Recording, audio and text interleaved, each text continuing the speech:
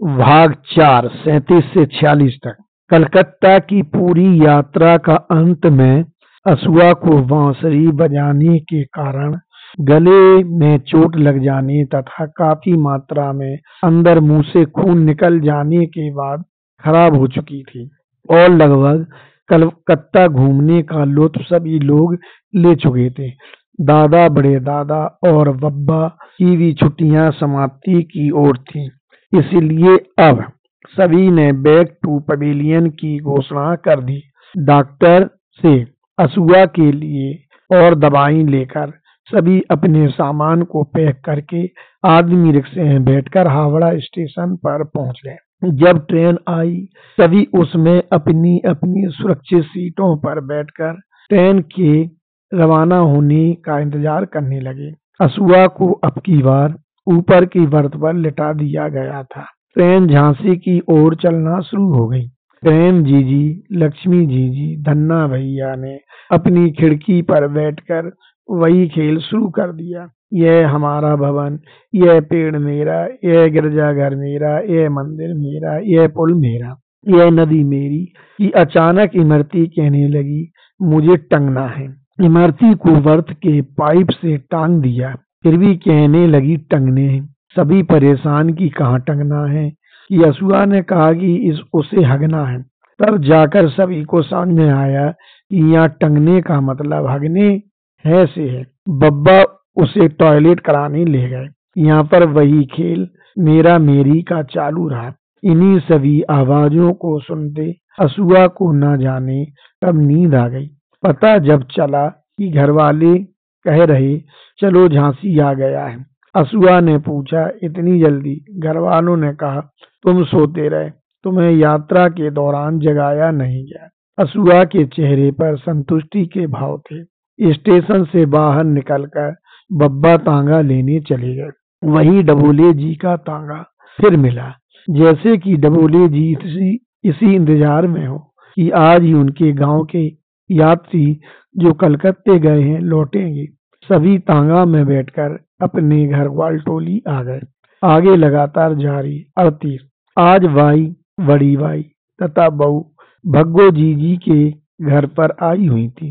साथ में हम सभी बच्चों को भी लाई थी और सभी शादी के गीत गा रहे थे और कह रहे थे कि दूल्हा दुल्हन कब तक आ रहे हैं, क्योंकि बड़े दादा, दादा, बब्बा और अन्य परिवार वाले बारात भट्टा गांव गए थे। सीताराम भैया की शादी थी। बारात 3 दिन पहले गई थी, इसलिए बारात में हम छोटे बच्चों को नहीं ले जाया गया था। पहली बार असुआ ने बारात, दूल्हा और दुल्हन के नाम सुने थे, इसलिए इन दूल्हा और दुल्हन को देखने की जिज्ञासा थी। जब चारों ओर से आवाज आने लगी कि दूल्हा दुल्हन आ गए हैं, दूर से गली में असुआ ने देखा कि यह तो डबोले जी का तांगा आ रहा है। तो धन्ना भैया ने कहा कि तांगे में ही तो दूल्हा दुल्हन बैठे हैं। अब तांगा विवाह के घर के पास आ चुका था और घर की सारी औरतें बाहर आकर तांगे के आसपास विवाह गीत गाने लगीं। भग्गो जीजी ने दूल्हा दुल्हन को चीनी पानी के घोल से बना शरबत पिलाया और दुल्हन को गोद में उठाकर बकरी के आंगन में ले गई। जब दुल्हन का मुंह देखा गया, असुआ और धन्ना भैया भी वहीं आसपास खड़े थे। जब दुल्हन का मुंह देखा जा रहा था तो असुआ ने भी दूर से दुल्हन का मुंह देखा, जिससे असुआ के बाल मन पर अति सुंदर दुल्हन का गहरा प्रभाव पड़ा और उसे लगा, आहा, दुल्हन इतनी खूबसूरत होती है। यह सब असुआ को देखते हुए असुआ की बाई ने देखा कि असुआ बड़ी ललायत नजरों से दुल्हन को देख रहा है, तो बाई ने उसे बुलाकर गोद में लिया और कहा, तेरे लिए भी इतनी सुंदर दुल्हन को लाऊंगी। यह सुनकर असुआ शर्मा गया। वह दुल्हन जो बाई के पास ही बैठी थी, उसने बाई की आवाज सुनकर छोटे असुआ की तरफ देखा। दुल्हन की यह तिरछी निगाहें असुआ को और भी भा गई और वह बड़ी जोर से शर्मा गया। इसी प्रकार जिंदगी में समय अपनी स्वाभाविक गति से चल रहा था कि दादा ने कहा कि कल हरिद्वार जाना है, इसलिए सिमबैया बहू के पास असुआ और इमरती को कपड़ों का नाप देने हेतु चलना है। भानुकुंवर के लिए रेडीमेड कपड़े खरीद लिए गए हैं। दूसरे दिन मात दादा भाई असुआ इमरती और भानुकर को ही तैयार किया जा रहा था, क्योंकि यह हरिद्वार घूमने का प्रोग्राम सिर्फ दादा ने अपने लिए बनाया था। कलकत्ता यात्रा की भांति सभी तैयारी हो रही थी और शाम को डबोले जी का तांगा बुलाकर हमें झांसी रेलवे स्टेशन छोड़ दिया गया था। अब की बार साथ में प्रेम जी, लक्ष्मी जी और धन्ना भैया साथ नहीं थे, तो असुआ को इतना अच्छा नहीं लग रहा था जितना कि कलकत्ता की यात्रा करते वक्त। फिर भी भाई दादा के साथ हरिद्वार जाने की मन में खुशी भी थी। ट्रेन में बैठने के बाद असुआ और इमरती ने आमने सामने की खिड़कियों पर भाई और दादा के साथ बैठ गए। ट्रेन चलने के बाद वही प्रेम जी और लक्ष्मी जी वाला खेल खेलते जा रहे थे। वह पेड़ मेरा, इमरती कहती वह पुल मेरा। अब उनकी भरपाई भाई और दादा कर रहे थे। दादा कह रहे थे कि तुम्हारे बब्बा ने हम भाई बहनों बचपन में बहुत घुमाया, लगभग पूरे भारत जहाँ ट्रेन की सुविधा थी। इसलिए अब मैं तुम भाई बहन को पूरा भारत ट्रेन की यात्रा से दिखाऊंगा। यह सुनकर हम बहुत रोमांचित हो रहे थे। दादा ने समझाया कि साल में 3 रेलवे मुफ्त पास मिलते हैं और 6 पीटीओ पास में भी 1/4 ही पैसा भुगतान करना पड़ता है और ऑल इंडिया और रेलवे अस्पताल में फ्री इलाज। यह सभी रेलवे की योजनाएं असुआ बड़े ही गौर से अपने दादा से समझ रहा था। खाते पीते यात्रा जारी थी कि पुरानी दिल्ली पहुंच गए। यहाँ पर प्लेटफार्म से दादा ने कुछ खाने पीने का सामान लिया और ट्रेन हरिद्वार के लिए चल पड़ी। हरिद्वार पहुंचने के बाद स्टेशन के बाहर आकर रिक्शे में बैठकर धर्मशाला की ओर चल दिए। यहाँ रिक्शा आदमी साइकिल की भांति चला रहा था, जबकि कलकत्ते में रिक्शा स्वयं आदमी जमीन पर खींचते हुए दौड़ता था। अपने ही देश में ऐसी विविधता देखकर असुआ बड़ा अचंभित हो रहा था। खैर धर्मशाला पहुंच गए। वही कलकत्ता की भांति कमरा दादा ने बुक कराया। आगे लगातार जारी 39। हरिद्वार आ जाने के बाद धर्मशाला में दैनिक क्रियाओं से निर्वृत होकर रिक्शा में बैठकर हर की पौड़ी गए, जहां बहती गंगा की तेज धारा में सभी ने बारी बारी से स्नान किया। इसके बाद सिमबैया बहू के बने नए कपड़ों को असुआ और इमरती ने पहनाकर भानुकर रेडीमेड कपड़े पहनाए। दादा और भाई ने भी नए कपड़ों को धारण किया। इसके बाद हर की पौड़ी के आसपास कई मंदिरों में मूर्तियों के दर्शन किए। इसके बाद दादा ट्रॉली में बिठाकर मनसा देवी के मंदिर ले गए। ट्रॉली एक लोहे के मोटे रस्से से किरनियों के द्वारा ऊपर चढ़ती है। ट्रॉली से देखने पर ऐसा लगता है कि हम आसमान में आ गए हैं और नीचे देखने पर ऐसा लगता है कि बहुत ही ज्यादा ऊंचाई पर है।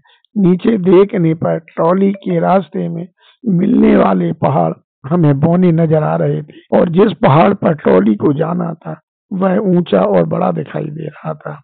नीचे की तरफ देखने पर पैदल यात्री बहुत ही छोटे रेंगते नजर आ रहे थे। इस प्रकार मनसा देवी की मूर्ति के दर्शन किए।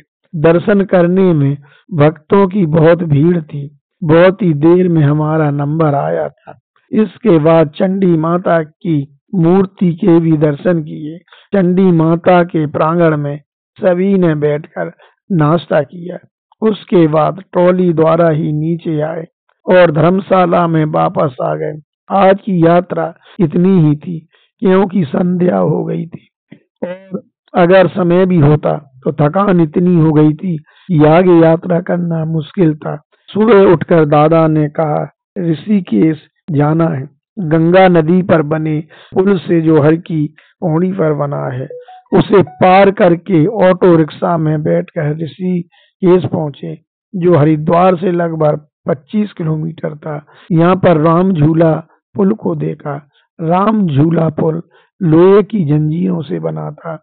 नदी के बीच में कोई भी पियर्स नहीं बने थे। पुल झूला जैसा झूल रहा था और निर्धारित संख्या में ही पैदल आदमी को प्रवेश दिया जाता था। दादा ने बताया कि जिस प्रकार कलकत्ता में हावड़ा ब्रिज में बीच में कोई खंबा नहीं था, इसी प्रकार राम झूला में भी कोई बीच में खंबा नहीं था। कलकत्ता में हावड़ा पुल के नीचे से पानी के जहाज निकलते हैं। राम झूला में पहाड़ों से बाढ़ में बहते आए बड़े बड़े शिलाखंडों को गुजरना पड़ता है। अगर बीच में खंबा बनाते तो वह पानी के तेज बहाव में बह जाता या शिलाखंडों से टूट जाता, जिससे राम झूला पुल टूट सकता है। इसलिए उसे झूलता हुआ लोहे की रस्सियों की सहायता से लकड़ी के मजबूत पटरों से बनाया गया है। ऋषिकेश आकर यहाँ भी जंजीरों को पकड़कर स्नान किया। जब स्नान के बाद नए कपड़ों के पहनने की बारी आई तो देखा कि एक बंदर असूआ के कपड़े लेकर भाग गया है। वहां के पुजारियों ने बंदर से कपड़े लेने की बहुत कोशिश की। अब यह मुझे याद नहीं है कि असूआ के कपड़े बंदर ने वापस किए या नहीं, क्योंकि यह जीवनी 60 साल पूरा हो जाने के बाद लिखी जा रही है। फिलहाल जो भी हुआ हो, उसके बाद वहां पर बने तमाम मंदिरों में मूर्तियों के दर्शन किए। इसके बाद ऑटो रिक्शे में बैठकर लक्ष्मण झूला को देखा, जो राम झूला की तरह ही बना था। ऋषिकेश में बहुत ही ऊंचे ऊंचे पहाड़ों की श्रृंखला है। जहां जाओ वहीं ऊंचे ऊंचे पहाड़ों से ही सामना होता है। पहाड़ों से बहते पानी के झरने देखते रहने से दिल नहीं भरता है। उनके कल कल की आवाज सहज ही मन मोह लेती है। कहीं कहीं पर झरनों का पानी सड़क के ऊपर से भी बह रहा था। यह दृश्य देखकर असूआ और इमरती काफी खुश थे। लक्ष्मण झूला के आसपास बने मंदिरों की मूर्तियों के भी सभी ने दर्शन किए। अंत में दूसरे दिन की यात्रा पूरी करके पुनः हरिद्वार धर्मशाला लौट गए। आगे लगातार जारी 40 सुबह सभी लोग तैयार होकर हरिद्वार से मसूरी के लिए रवाना हो गए, जिसकी दूरी हरिद्वार से 90 किलोमीटर लगभग थी। सुबह 8 बजे से मसूरी के लिए बस से सवार होकर हरिद्वार से निकले। रास्ते भर ऊंचे ऊंचे पहाड़ों मिलते गए। इन्हें देखकर असूआ और इमरती को बड़ा अच्छा लग रहा था। करीब 3 घंटे बाद हमारी बस देहरादून से होती हुई मसूरी पहुंच गई, जहां पर मसूरी की प्रसिद्ध केम्प्टी झील देखी। उस झील में दादा ने नाव मंगाकर सभी को बिठाया और अन्य यात्री भी नाव में सीमित संख्या में बैठ गए। जब नाव बीच झील में पहुंची तो वहां से पहाड़ों का दृश्य बड़ा मनोहर था।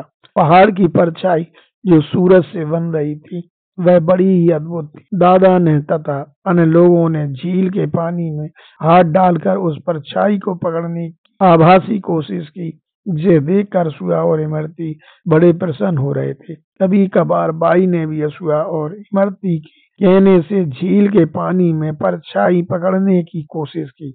इसी तरह मनोरंजन करते हुए नाविक हम सभी को बहुत दूर तक ले गया कि अचानक उसने कहा कि नाव में कोई मामा भांजा तो नहीं बैठा है, क्योंकि नाव ने थोड़ा हिचकोला लिया, जिससे सभी डर गए। सभी एक दूसरे की तरफ देखने लगे और अपने अपने रिश्तों का परिचय देने लगे। असूआ यह सोचकर बहुत डर रहा था कि अगर मामा भांजे इस नाव में निकल आए तो क्या होगा। असूआ ने अपनी बाई से पूछा कि क्या होगा। बाई ने बड़ी गंभीर मुद्रा में कहा, ऐसा होने की स्थिति में नाव डूबने का डर होता है। यह सुनकर असूआ और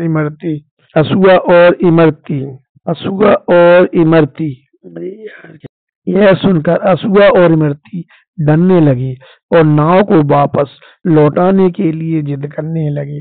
नाविक ने असूआ और इमरती को धैर्य बांधाते हुए कहा कि मेरे होते हुए डरने की आवश्यकता नहीं है। नाव डूबने की स्थिति में मैं सभी को कुशलता से अपनी टीम के साथ बचा लूंगा। सभी मनोरंजन कीजिए, नाव का आनंद झील में चलते हुए लीजिए। मेरे पास नाव डूबने की परिस्थिति में सभी प्रकार के बचाव है। वाकई जब हमने उसने हवा भरे ट्यूबों को दिखाया, सभी लोग नाविक की उत्साह भरी बातें सुनकर रोमांचित हो उठे और बिना डरे हुए अब सभी झील में चलती नाव का आनंद उठाने लगे। कुछ घंटे बाद नाव को नाविक ने झील के किनारे लगा दिया और नाविक ने नाव को एक रस्सी से लंगर में बांध दिया। इस प्रकार असूआ और इमरती ने भाई दादा के साथ झील में कभी खुशी और कभी गम का एहसास करते हुए नाव में बैठने का मजा लिया। उसके बाद वहां बने मंदिरों में मूर्तियों के दर्शन करते हुए हरिद्वार धर्मशाला वापसी की ओर अगले दिन हरिद्वार से झांसी जाने के लिए भाई दादा हरिद्वार स्टेशन पर आ गए। एक बेंच पर बाईं ओर, उसी बेंच की दूसरी तरफ दादा लेटकर आराम करने लगे क्योंकि ट्रेन 2 घंटे लेट थी। वाई वानकुवर को लेकर आराम करने लगी और असुआ और इमरती को भी आराम करने को कहा। वे दोनों भी उन्हीं बेंचों पर आराम करने लगे। दादा भाई को नींद आ गई और वे सोने लगे। असुआ और इमरती को नींद नहीं आ रही थी। वे स्टेशन के प्लेटफार्म पर चहलकदमी करने लगे।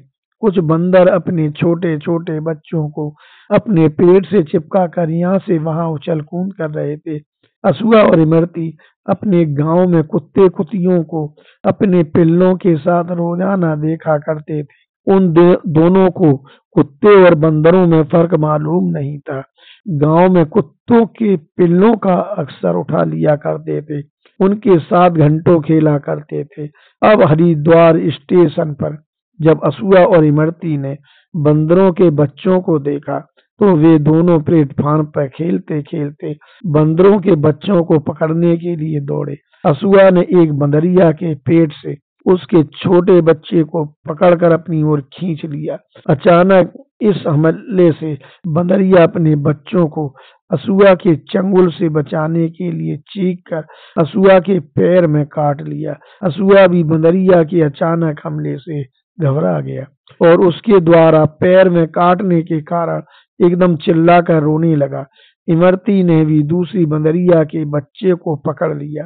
दोनों बंदरिया द्वारा अचानक दोनों के पैरों में काटने से दोनों जोर से रोने लगे कि सोते हुए दादा भाई की नींद टूट गई और दोनों ने गोद में उठाकर पूछने लगी कि क्या हुआ। असुआ और इमरती ने कहा कि हम कुत्तों के पिल्लों को पकड़ रहे थे, इसलिए कुतियों ने काट लिया। भाई और दादा ने कहा अबे वो कुतिया नहीं बंदरिया थी और उनके बच्चे छीनना आसान नहीं होता है। कुतिया की बात कुछ और होती है। आगे लगातार जारी। 41 ट्रेन हरिद्वार स्टेशन पर आ चुकी थी। हम सभी ने अपनी अपनी आरक्षित सीटों पर बैठते हुए झांसी को ट्रेन चल चुकी थी। असुआ और इमरती बंदरिया के काटने के बाद अपना अपना दर्द सहते हुए यात्रा कर रहे थे। क्योंकि जब बंदरियों ने काटा उसी के 5 या 10 मिनट के बाद ट्रेन हरिद्वार आ चुकी थी। इस कारण कहीं से भी मेडिकल सुविधा लेना संभव नहीं था और आरक्षण भी इसी ट्रेन का था, इसलिए ट्रेन भी दादा भाई द्वारा छोड़ी नहीं जा सकती थी। इस कारण उसी दशा में यात्रा करना जरूरी था। असुआ और इमरती भी अपने अपने बंदरियों से कटे पैर के दर्द को सहते रोते हुए यात्रा कर रहे थे। कुछ यात्री द्वारा पूछा भी जा रहा था कि यह दोनों बच्चों को क्या हुआ, क्यों रो रहे। दादा ने बंदरियों से काटने वाली बात बताई। सभी हम दोनों को सांत्वना दे रहे थे, कुछ भी नहीं होगा। सुबह जब दिल्ली पहुंच जाओ वहां तुम्हारा ट्रीटमेंट करा दिया जाएगा। सभी के आश्वासन देने पर दोनों भाई बहन को कब नींद आ गई पता ही न चला। सुबह पुरानी दिल्ली स्टेशन पर दादा ने डॉक्टर को दिखाया। डॉक्टर ने दोनों को एक एक इंजेक्शन लगाकर कहा जाओ, कुछ भी नहीं होगा। दिल्ली स्टेशन से इलाज कराने के बाद ट्रेन झांसी की ओर रवाना हो गई। दादा दोनों बहन भाई को समय समय पर स्टेशनों का परिचय कराते रहे। यह हजरत निजामुद्दीन, यह बल्लभगढ़ है, यह मथुरा है, यह आगरा है, यह मुरैना है, यह ग्वालियर है, यह दतिया है, अब झांसी आने वाला है। इस प्रकार से दादा भाई के साथ हरिद्वार यात्रा का अंत हुआ। स्टेशन के बाहर निकलकर डबोले जी का तांगा किया और अपने घर ग्वालटोली आ गए। आगे लगातार जारी। 42 उम्र बढ़ती जा रही थी। असुआ और धन्ना भैया की शैतानियां भी बढ़ती जा रही थी। गांव में और भी कई लड़के लड़कियों की शादी भी हुई जिसका होश असुआ को आज भी है। जैसे पन्ना चाचा की शादी, जब चाची बनी दुल्हन को रगना चाचा के दरवाजे के पास डबोले जी के तांगे से चचेरी बहू द्वारा उतारा जा रहा था। सीताराम भगत जी को हल्दी लगे गले में कटारी डाले देखना। इसी प्रकार अन्य गांव के इसी उम्र के लोगों की शादी देखना। परंतु सबसे ज्यादा प्रभाव सीताराम भैया की दुल्हन ही किया, जबकि अन्य दुल्हनें भी काफी सुंदर थी। इसी जिंदगी का आनंद उठाते हुए मुसीबत तब आई जब बहू ने असुआ और धन्ना भैया का नाम लिखाने के लिए प्राइमरी स्कूल सरकारी स्कूल हसारी ले गई। दोनों को एक एक स्लेट और एक एक बर्ती दे दी गई। जब हेडमास्टर, जिन्हें सभी बालक पंडित जी कहकर पुकारा करते थे, उन्हीं के टेबल के पास बहू हमें ले जाकर स्कूल में भर्ती कराया गया।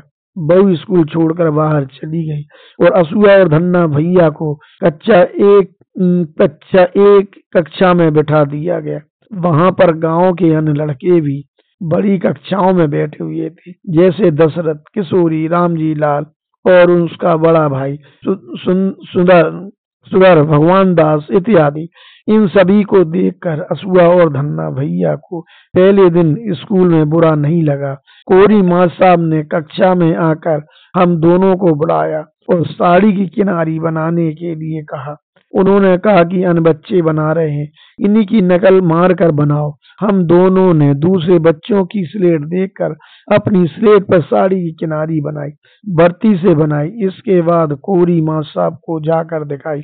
माँ साहब ने कहा, इसी प्रकार पूरी स्लेट पर बनाते रहो। इस प्रकार पहला दिन साड़ी की किनारी बनाते भी थी। इसी बीच कुछ बच्चे कापी का सादा पन्ना फाड़कर बटुआ, गेंद और रॉकेट बना रहे थे। यह भी बनाते देखा। इसके बाद जब बड़ी जोर से स्कूल का घंटा बड़ी जोर से टन टन करते बजा तो सब बच्चे अपना अपना बस्ता उठाकर भागने लगे। उन्हें देखकर असुआ और धन्ना भैया भी गेट की तरफ भागे। गेट के बाहर बहू खड़ी थी। हम दोनों ने बड़ी खुशी से बहू से चिपक कर कहा कि हमें बड़े जोर से प्यास लग रही है। तो बहू ने कहा कि तुम्हारा स्कूल में गेट के बगल में पानी की टंकी बनी हुई है, उससे क्यों नहीं पिया? तो असुआ और धन्ना भैया ने कहा कि हमें मालूम नहीं था। फिलहाल बहू ने हमें स्कूल के सामने बाड़ई के घर से पानी मांगकर पिलवाया, जिसे हम दोनों हाथ की हथेली से ओक बनाकर पिया। यह असुआ और धन्ना भैया को पहला अनुभव था। बहू के साथ हम घर आए। दूसरे दिन बड़े माँ साहब, जिन्हें सही पंडित जी कहकर पुकारा करते थे, उन्होंने एक लिस्ट दी कि अपनी किताबें अपने घर वालों से इस लिस्ट के हिसाब से मंगवा लेना। उसके बाद हम पढ़ने बैठ गए। कोरी माँ साहब लकड़ी की छड़ी कक्षा में 2 या 3 के बच्चों के हाथों में छड़ी से पीटते हुए आगे बढ़ते रहे। यह दृश्य देखकर हम दोनों को डर लगने लगा। आज बड़ी बहन जी और छोटी बहन जी भी आई हुई थी। लेडी टीचर को बहन जी सबसे पुकारा जाता था। बड़ी बहन जी चश्मा लगाती थी, इसलिए उन्हें सभी बालक पीठ पीछे कानी बहन जी कहकर पुकारा करते थे। और छोटी बहन जी शादीशुदा नहीं थी और वह पतली दुबली थी, तो सही बच्चे उन्हें पीठ पीछे पतली बहन जी कहकर पुकारा करते थे। एक जगदीश मास्टर साहब थे, जो बड़े ही स्मार्ट थे और अच्छे बनठन के आते थे। उन्हें पीठ पीछे गोरे मास्टर साहब कहकर पुकारा करते थे। इसी प्रकार पंडित जी को बड़े मास्टर साहब पीठ पीछे कहकर पुकारा करते थे। कोरी मास्टर साहब को मोटा मास्टर साहब कहकर पुकारा करते थे, क्योंकि वे मोटे थे और अक्सर बच्चों को पीटा करते थे। आगे लगातार जारी 43। स्कूल के लिए हम दोनों भाई जल्दी जल्दी तैयार हो रहे थे कि अन्य बच्चे भी मोहल्ले में एक दूसरे को आवाज लगा रहे थे कि स्कूल का घंटा बजने वाला है। उसी तारतम्य में, उसी भीड़ में हम भी शामिल हो गए। आज स्कूल हम जल्दी आ गए थे, क्योंकि गेट के पास आकर ही एक ढुकैया के द्वारा घंटा बजाया जा रहा था। सभी मास्टर साहब कह रहे थे, अपनी अपनी कक्षा की लाइन में सभी बच्चे खड़े हो जाएं और 3, 4 या 5 ही वाला कोई बच्चा आगे आकर प्रार्थना करवाए। हम भी अपनी सहपाठी बच्चों की लाइन में खड़े हो गए।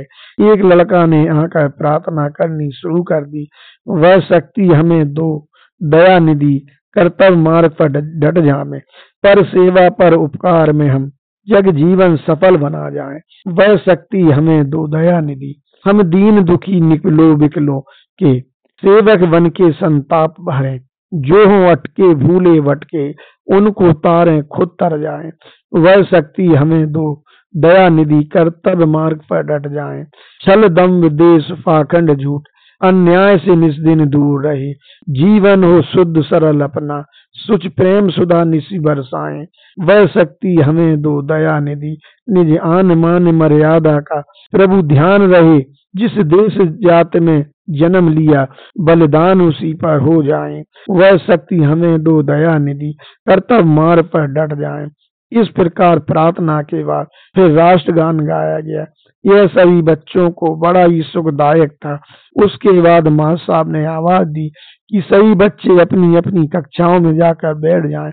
ध्यान रखना कि सभी लाइन में ही जाएं।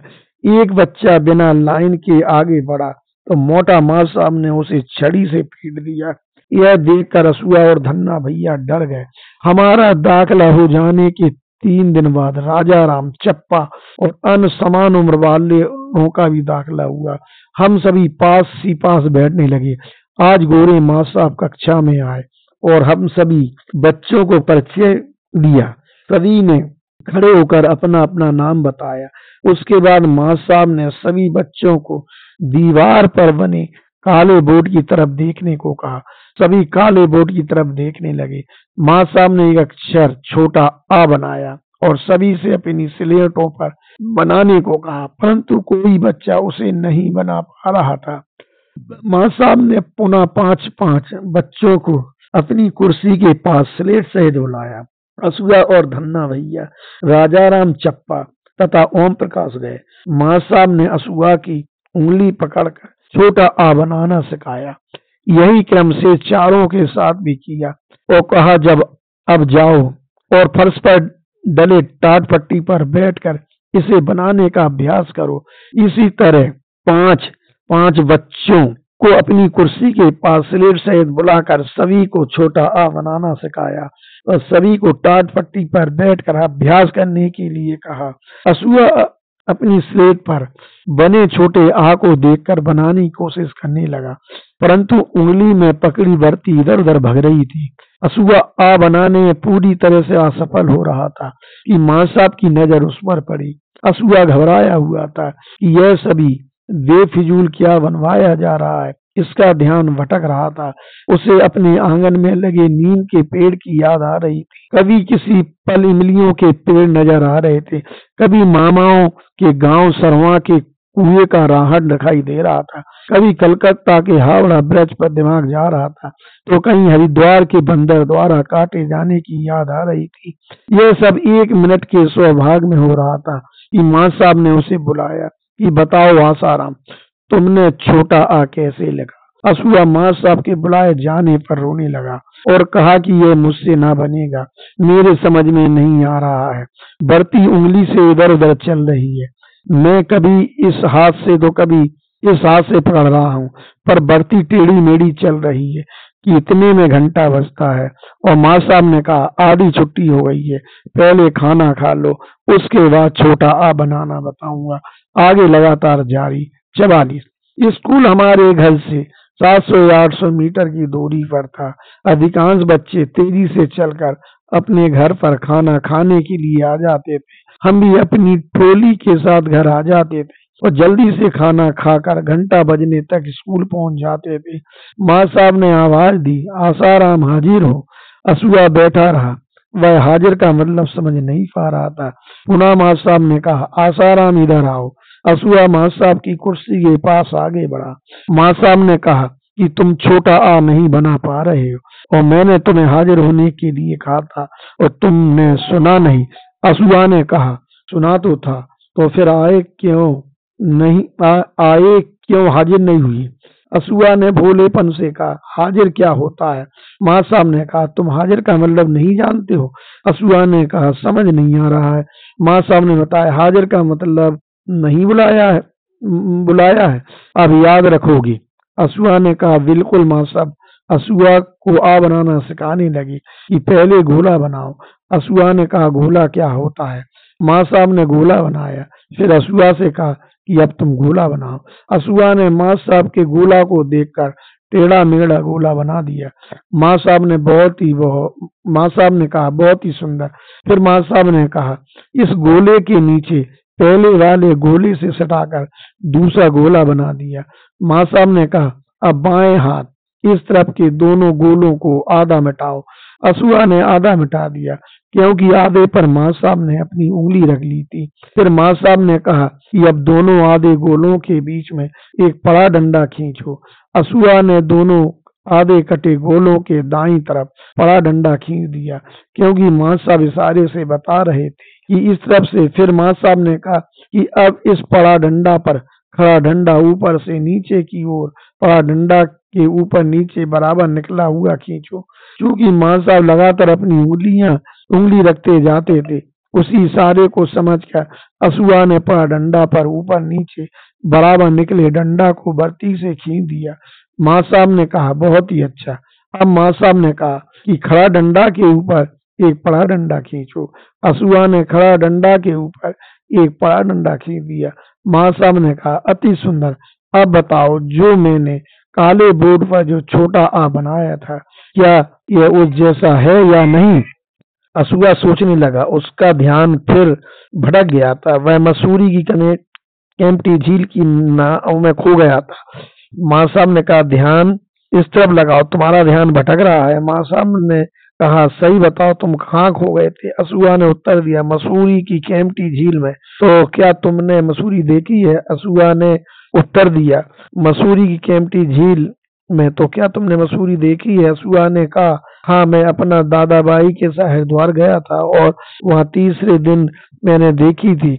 बस द्वारा हरिद्वार से देहरादून होते गए थे। माँ साहब ने कहा, तुम एक अच्छे बच्चे हो। जब तुम्हें केम्प्टी झील याद है तो यह छोटा अक्षर क्यों याद नहीं है जो मैंने सुबह काले बोर्ड में बनाया था? असुआ ने काले बोर्ड की तरफ देखा और स्लेट पर बने अक्षर को बोर्ड के अक्षर से मिलाया और कहा, दोनों एक जैसे। माँ साहब ने कहा कि बहुत ही खूबसूरत, तुमने दोनों अक्षर में एक सापन देखना सीख लिया है, तो आसान, अब तुम छोटा आ बना सकते हैं। असुआ ने कहा कि हाँ, किंतु अभी मुझे इसी तरह से कई बार बनाना पड़ेगा, तब कहीं सीख पाऊंगा। माँ साहब ने कहा, अच्छा, मेरे सामने फिर से एक बार बनाकर बताओ।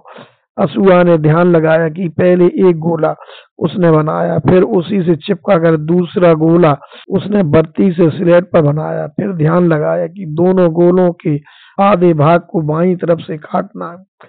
उसने स्लेट पर बने दोनों गोलों को बाईं तरफ से काट दिया। फिर उसने ध्यान लगाया कि आधे कटे गोलों के बीच से एक बड़ा डंडा खींचना है। उसने स्लेट पर अपनी बर्ती से खींचा। फिर ध्यान लगाया कि अब इस बड़ा डंडा पर ऊपर नीचे बराबर निकला खड़ा डंडा खींचना है। उसने स्लेट पर बर्ती से खींचा। अब आखिर में फिर ध्यान लगाया कि इस खड़ा डंडा के ऊपर एक बड़ा डंडा खींचना है।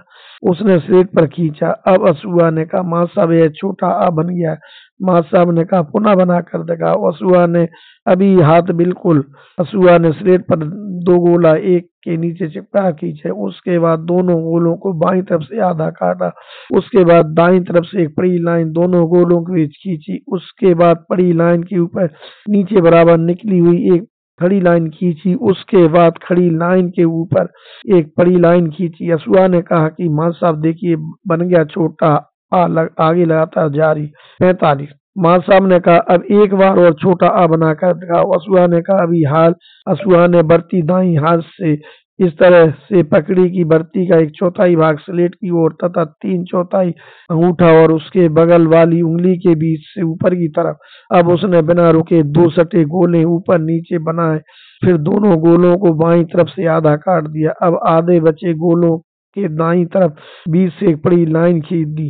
फिर इस पड़ी के ऊपर नीचे बराबर एक खड़ी लाइन खींच दी और अंत में खड़ी लाइन के ऊपर एक बड़ी लाइन खींच दी। लीजिए माँ साहब, बन गया छोटा आ। माँ साहब ने कहा, छोटा आ के बारे में समझा कर बताओ। असुआ ने कहा, ठीक है। पहले दो गोले ऊपर नीचे, फिर दो बड़ी लाइन है, एक दोनों गोलों के बीच से और एक इस दोनों तरफ बराबर ऊपर नीचे खड़ी लाइन के ऊपर। इस तरह छोटा आ बन जाएगा। माँ साहब ने कहा, बहुत ही सुंदर, बढ़िया। अब तुम्हें छोटा आ की बनाने के सभी स्टेप्स पता चल गए हैं। क्या अब तुम काले बोर्ड पर सही बच्चों को बनाकर समझा सकते हो? असुआ ने बड़े साहस के साथ कहा, अवश्य। माँ साहब ने कहा, सभी बच्चे ध्यान दें, आसाराम तुम्हें छोटा आ बनाकर दिखाएगा। सभी गौर से देखो। असुआ ने काले बोर्ड पर दो गोले बनाए, फिर दाईं तरफ से आधे काट दिए, फिर आधे कटे गोलों को दाईं तरफ से बी से एक बड़ी लाइन खींच दी। उसके बाद एक खड़ी लाइन इस प्रकार खींची कि बड़ी लाइन के ऊपर नीचे बराबर है। उसके बाद खड़ी लाइन की तरफ ऊपर कर बड़ी लाइन खींच दी। अब असुआ ने कहा कि बन गया छोटा। इसके बाद माँ साहब ने कहा जाओ और फिर बार बार छोटा आ अपनी स्लेट पर बनाओ। असुआ अपनी जगह पर आकर बैठ गया और छोटा आ बनाने का अभ्यास करने लगा कि अचानक बरामदे की दूसरी तरफ से एक लड़का ने रोने की आवाज आई। सभी बच्चे उसकी ओर देखने लगे और बड़े माँ साहब कह रहे थे कि सवाल की इबारत सही नहीं लिख पाते हो तो सवाल क्या खाक करोगे। एक छड़ी से उसकी पिटाई कर दी। सभी बच्चे उसे देखकर सहम गए थे। माँ साहब ने कहा चलो सभी बच्चे छोटा आ बनाओ। फिर से सही बच्चे अपनी अपनी स्लेट पर छोटा आ बनाने के अभ्यास में जुट गए। असुआ अपनी स्लेट पर बार बार छोटा आ बनाया जा रहा था। साथ में उसे उबन भी लगने लगी थी। कब छुट्टी हो आगे लगातार जारी। 46 स्कूल का घंटा टन टन करके बज रहा था। हम बच्चे ग्वाल टोली वाले अपने हसारी वाले स्कूल में दौड़ लगाकर चले जा रहे थे कि प्रार्थना में देर न हो जाए। जल्दी से हम स्कूल रोड पार कर पहुंच गए। अब असुआ और धन्ना भैया आत्मनिर्भर होने लगे थे। कोई भी घर से स्कूल छोड़ने नहीं आता था। हम ग्वाल टोली की अपनी टीम के साथ आने लगे थे। रोज की तरह प्रार्थना में भाग लेकर अपनी अपनी कक्षाओं में सभी छात्र बैठ गए। आज जगदीश माँ साहब ने फिर काले बोर्ड पर आ बनाया, लेकिन आज गोलों के द्वारा नहीं बल्कि डायरेक्ट विधि से बनाया और समझाया कि तुम सभी ने गोलों की सहायता से छोटा आ बनाना सीख लिया है। अब डायरेक्ट तरीके से छोटा आ बनाना सिखाया जाएगा। असुआ बड़ी ही गौर से माँ साहब की बात सुन रहा था। आज उसका मन कहीं भी नहीं भटक रहा था। माँ साहब ने कहा कि पहले ऊपर से शुरू करते हैं, आधा गोला बनाते हैं, फिर उस आधा गोला के नीचे हिस्से से शुरू करके दूसरा आधा गोला बनाते, फिर बड़ी लाइन उसके ऊपर खड़ी लाइन। आज छोटा आ बनाने में असुआ को बड़ा आनंद आ रहा था क्योंकि इसमें आधा गोला मिटाने की झंझट नहीं थी। माँ साहब ने धन्ना भैया को अपनी कुर्सी के पास स्लेट सहित बुलाया, फिर डायरेक्ट विधि से छोटा आ बनाने के लिए कहा। भैया ने तुरंत डायरेक्ट विधि से बना दिया क्योंकि दादा ने हम दोनों भाइयों को घर पर छोटा आ बनाना सिखा दिया था।